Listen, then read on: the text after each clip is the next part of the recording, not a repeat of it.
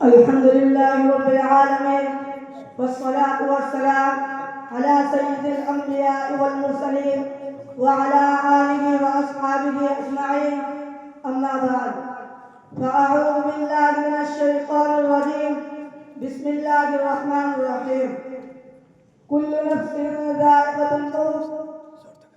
ملے خاک میں اے نشا کیسے کیسے، ملے خاک میں اے نشا کیسے کیسے، مکی ہو گئے بے مقا کیسے کیسے. محترم حضرات، ارباب خاص نے ہر چیز میں اختلاف کیا ہے اور اپنے اپنے خیالات پیش کیے ہیں، یہاں تک کہ اس دنیا نے خالق الارض والسماوات کی ذات اقدس کو بھی نہیں چھوڑا. لیکن دنیا کے اندر کسی بھی مذہب یا کسی بھی فرقے سے تعلق رکھنے والا انسان ہو، امیر ہو یا غریب، مرد ہو یا عورت، سب کا اس بات پر اتفاق ہے کہ موت ضرور آئے گی، ایک دن قبر کا مہمان بننا ہوگا. کل نفس ذائقۃ الموت، ہر جاندار کو موت کا مزہ چکھنا پڑے گا.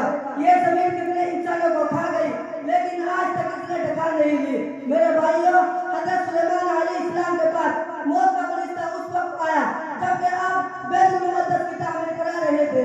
فرشتے نے اللہ کا پیغام سنایا. حضرت سلیمان علیہ السلام کو بڑی فکر ہوئی کہ رب العالمین کا پیغام آ گیا اور بیت المقدس کی تعمیر ابھی باقی ہے. حضرت سلیمان علیہ السلام نے فرمایا، اے فرشتے، اللہ سے جا کر عرض کرو کہ تیرا بندہ سلیمان تجھ سے تھوڑی مہلت مانگتا تھا، اور وہ اس لیے کہ آپ کے گھر کی تعمیر ابھی باقی ہے.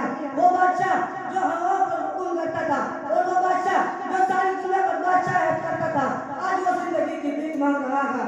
اس کے بعد ان کی جو وقت کر لی گئی، قرآن کہتا ہے جب تمہارا متعینہ وقت آ جائے گا تو اپنے ایک لمحے کی بھی مہلت نہیں ملے گی. عزیز ساتھیوں، ہم موت کو بھولے ہوئے ہیں لیکن موت ہم کو نہیں بھولتی. آج کا انسان خواہشات کو پورا کرنے میں لگا ہوا ہے اور موت کا فرشتہ اس کے سر پر منڈلا رہا ہے. کاش کہ آج کا انسان زندگی کے ہر دن کو آخری دن تصور کرتا اور کامیاب ہو جاتا. اے بے خبر زندگی کا کیا اعتبار ہے، اے بے خبر زندگی کا کیا اعتبار ہے، ہر وقت موت سر پر ہر ایک کے سوار ہے. دعا کرتا ہوں کہ اللہ تعالیٰ سب کو موت کی سختی سے محفوظ فرمائے. آمین. وآخر دعوانا الحمد للہ رب العالمین.